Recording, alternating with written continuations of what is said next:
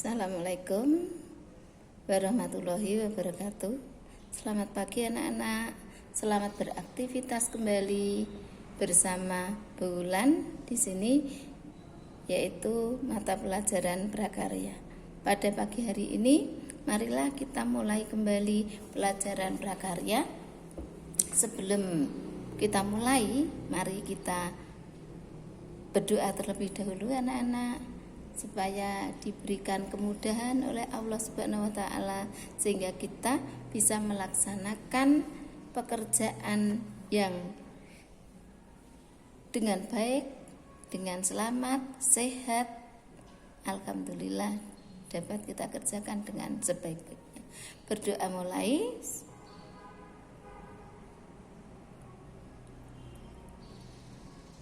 Selesai. Anak-anak, kemarin Bulan sudah memberikan tugas, kamu harus mengerjakan di buku tugas ya. Untuk kali ini kelanjutan dari tugas kemarin ya, kita lanjutkan dengan produk dan proses kerajinan bahan serat.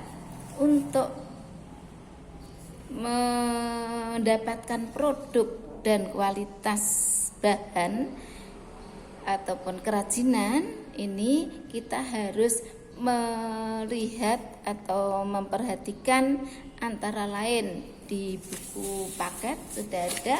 Mari kita buka halaman 16 ya anak-anak.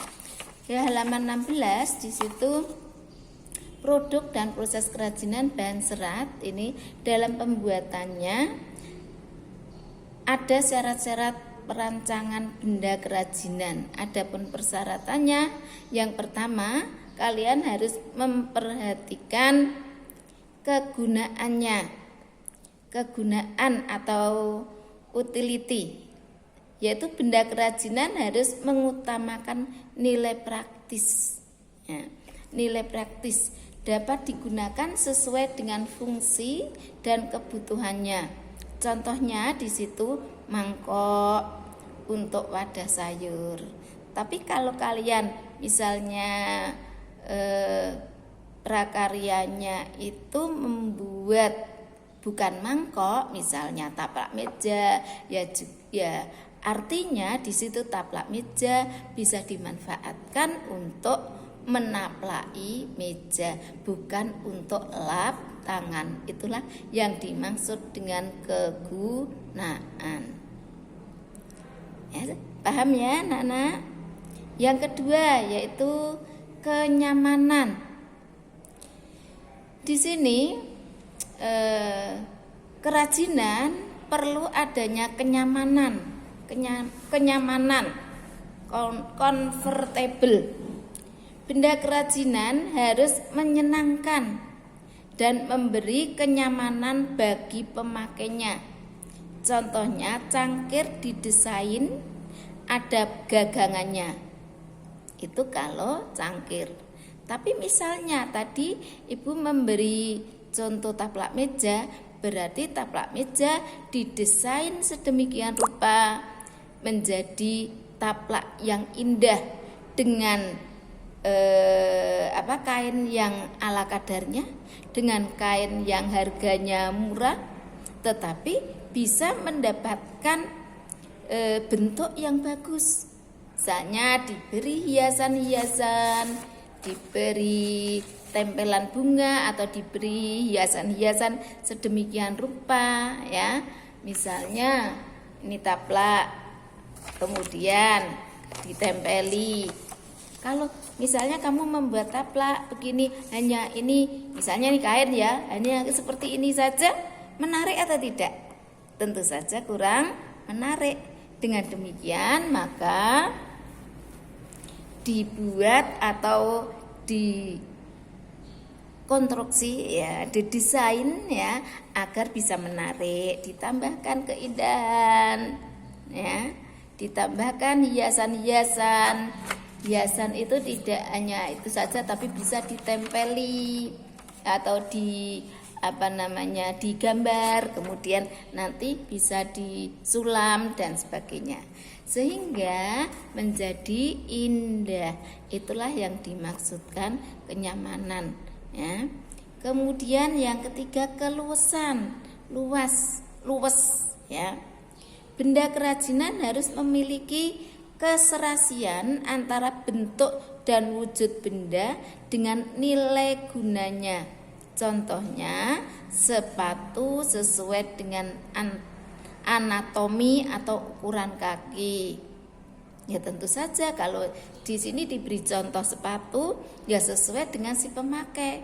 Kalau pemakainya kakinya ukurannya 36, ya kita harus membeli sepatu atau membuat ya, karena karya kerajinan, membuat sepatu dengan ukuran yang kira-kira itu 36 ukurannya, ya.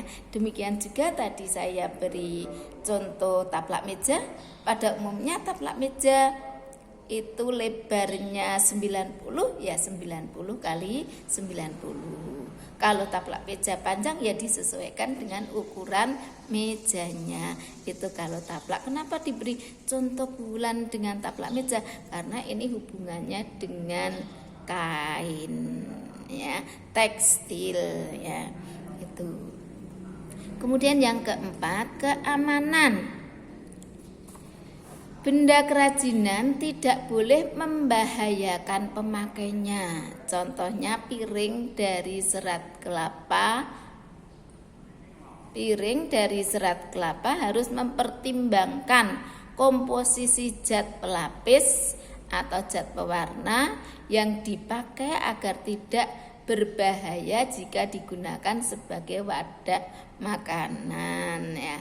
Maksudnya ini batok kelapa misalnya dibuat kerajinan menjadi piring, maka kalau dipotong itu kan biasanya masih ada lancip-lancip, ya. Demi piye carane biar bisa halus sehingga tidak membahayakan si pemakai. Diamplas, dibersihkan, dihaluskan, ya. Sehingga tidak membahayakan si pemakai. Kalau tadi saya memberi contoh taplak meja, kalau habis menjahit ada benang-benangnya, dipotongi biar baik, biar rapi. Kalau mungkin ada sematan jarum, ya mungkin kamu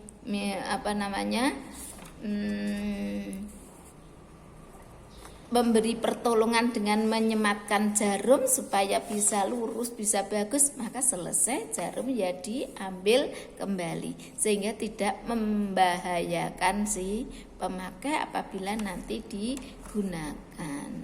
Itulah keamanan di sini.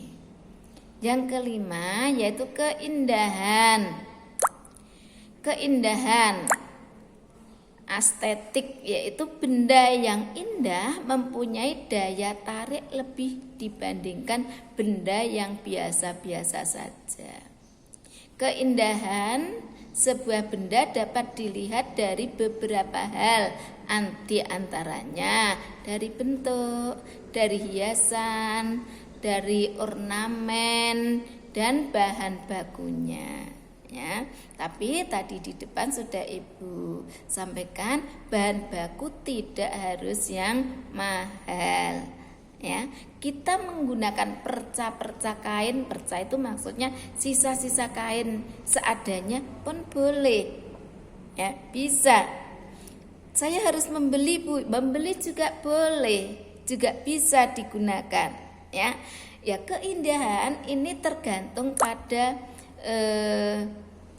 orangnya atau siswanya, ide atau kreativitas anak, ya. Dengan kain yang murah tetapi bisa mendapatkan atau bisa membuat sedemikian rupa sehingga menjadi indah, menjadi cantik, ya. Tidak harus harga yang mahal, tidak harus harga yang mewah ya. Tapi usahakan bahan yang sederhana menjadi hasil yang mewah, menjadi harga yang mahal. Itu ya, itulah keindahan. Ya, di sini. Jelas anak-anak? Ya. Kalau sudah jelas, kita lanjutkan proses karya kerajinan. Harus memperhatikan apabila kamu kalau membuat itu harus memperhatikan hal-hal antara lain. Tentukan bahan. Kalau kamu akan membuat karya kerajinan ya, tentukan bahannya terlebih dahulu. Ya, saya akan membuat apa? Bahannya apa ditentukan terlebih dahulu. Kemudian yang kedua, penggalian ide dari berbagai sumber. Penggalian ide itu bisa ide dari kalian sendiri kalau memang ada ide, ya, punya ide, punya kemampuan, ya. Apabila tidak, bisa juga mengambil dari yang lain. Mungkin mengambil dari Google, mungkin dipadukan antara dari Google dengan ide kita sendiri. Itu pun boleh, ya, dalam pembuatan kerajinan. Ya.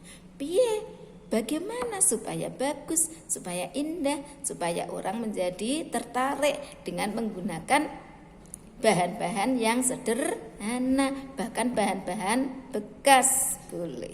Ya, itu. Yang ketiga, membuat beberapa ekstra karya. Membuat setelah menggali ide, kamu terapkan di gambar di buku, ya, digambar dulu, ya, mengeterapkan, ya, apike. Nah, sudah dilihat, disawang, perlu ditambahi ini, perlu ditambahi itu, supaya menarik, supaya bagus, supaya orang melihat menjadi kagum. Nah, itulah membuat beberapa ekstra karya. Kemudian yang keempat, tentukan sebuah karya terbaik. Kalau sudah kamu buat, kamu gambar, idenya sudah ada, kamu terapkan, maka pilihlah yang terbaik. Ya, menggambar tidak hanya satu, beberapa, ya, boleh. Ya, didesain, namanya didesain, ya, dibuat, digambar terlebih dahulu, kemudian kamu tentukan, ya, mana yang kamu pilih, mana yang kamu suka, mana yang terbaik, dan bisa membuatnya tentu saja, ya, itu. Di samping itu, kalau sudah kamu menentukan karya, dipilih yang terbaik, kemudian saya mau membuat ini, misalnya tadi taplak, saya membuat taplak, tentu saja ada beberapa bahan-bahan dan alat. Kumpulkan bahan dan alat terlebih dahulu, ya, dikumpulkan semua. Kamu harus bisa membedakan antara bahan dan alat. Nek bahan itu bahan yang akan digunakan untuk dibuat. Kalau alat tentu saja yang akan digunakan untuk membuat. Jarum itu berarti alat. Benang berarti alat. Kain berarti bahan. Butuh renda berarti bahan, dan sebagainya. Jadi kamu kumpulkan dulu bahan-bahannya, alat-alatnya, baru kita membuat. Yang keenam yaitu pembuatan karya kerajinan. Dibuat dengan mengumpulkan alat dan bahan. Nanti kamu dengan mudah akan membuat. Tidak bahannya hanya beberapa, kurang, baru cari lagi. Nah, itu nanti kamu tidak bisa fokus, ya, tidak bisa mengerjakan dengan baik. Baru setengah, baru separuh kamu tinggal, Bahkan nanti siapa tahu di rumah adiknya tidak tahu kalau itu digunakan untuk kerajinan, untuk di sekolah dipakai main adiknya lah ini. Ya, maka semuanya harus disiapkan terlebih dahulu, baik bahannya maupun alat-alatnya. Baru kita membuat. Kalau sudah dibuat, sudah jadi, sudah bagus, barulah yang terakhir yaitu mengevaluasi karya. Dievaluasi. Wah, sudah jadi ini, kurang apa ya? Dievaluasi sendiri dulu sebelum dinilaikan. Ya, itu kalau kamu nanti membuat karya kerajinan. Namun untuk kali ini kamu belum membuat dulu, tetapi diberi tugas bulan untuk mencari ide dan mengeterapkan pada buku, digambar. Ya. Baiklah, tugas kalian nanti menggambar menggambar sesuai dengan idemu atau mencari dari yang lain, ya, apa sebaiknya yang akan saya buat. Namun kalau kamu harus mencari sendiri-sendiri nanti bermacam-macam, ya. Ini ibu arahkan saja dengan bahan dari kain, ya, dengan bahan dari kain. Tetapi kamu gambar terlebih dahulu. Kamu terapkan ide-idemu terlebih dahulu, yaitu membuat rancangan. Rancangan digambar di buku. Besok kalau masuk buku tersebut dikumpulkan, sudah kamu mendapatkan nilai dari gambar, ya. Dari gambar.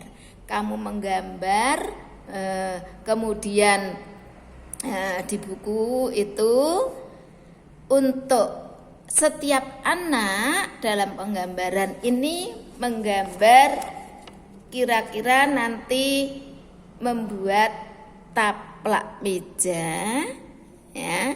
Namun dalam pembuatan taplak meja itu tiap anak satu, tidak satu taplak.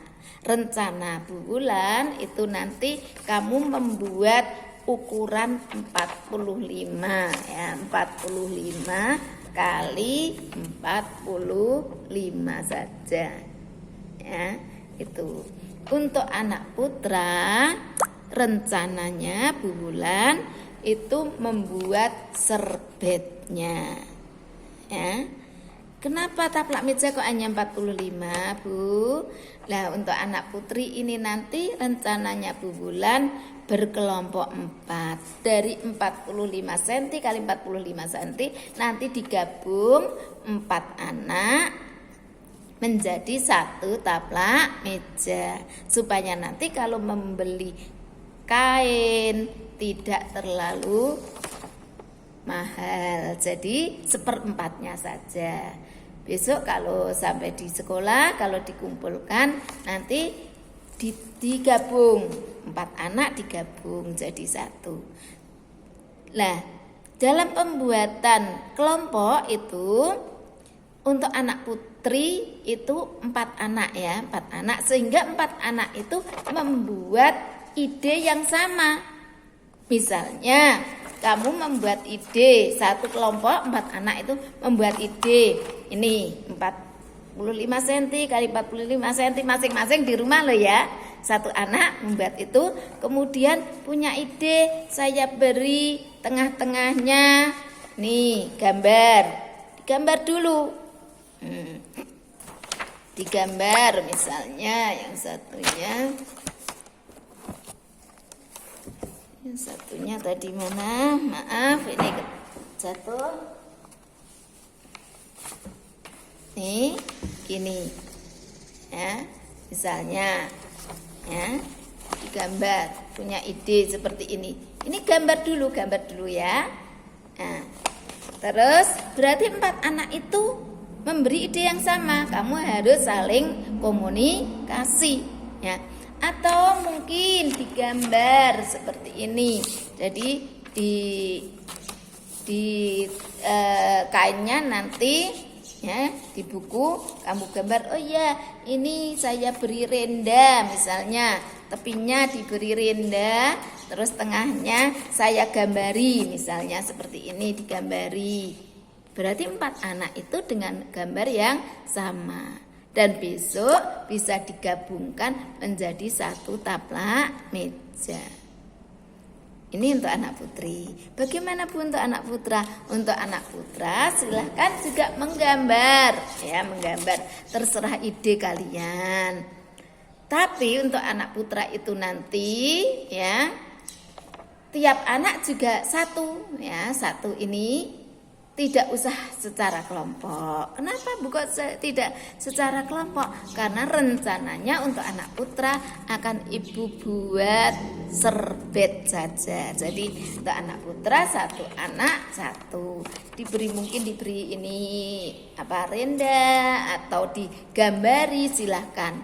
Jadi ini kamu merancang terlebih dahulu. Untuk pertemuan kali ini kalian baik anak putra maupun anak putri silahkan merancang terlebih dahulu, digambar di buku, ya itu. Baik anak-anak, jelas? Paham?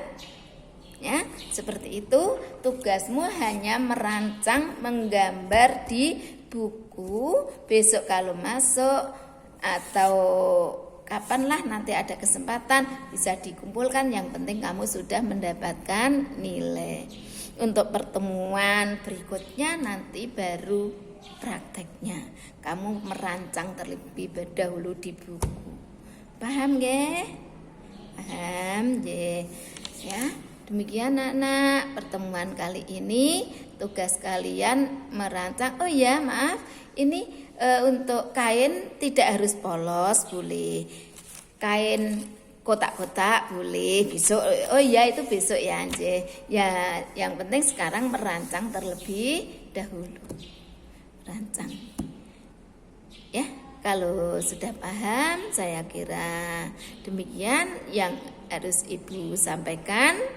Ya, terima kasih atas perhatiannya. Akhirul salam, wabillahi taufik wal hidayah. Assalamualaikum warahmatullahi wabarakatuh. Berdoa untuk akhir penutup, berdoa mulai selesai. Selamat mengerjakan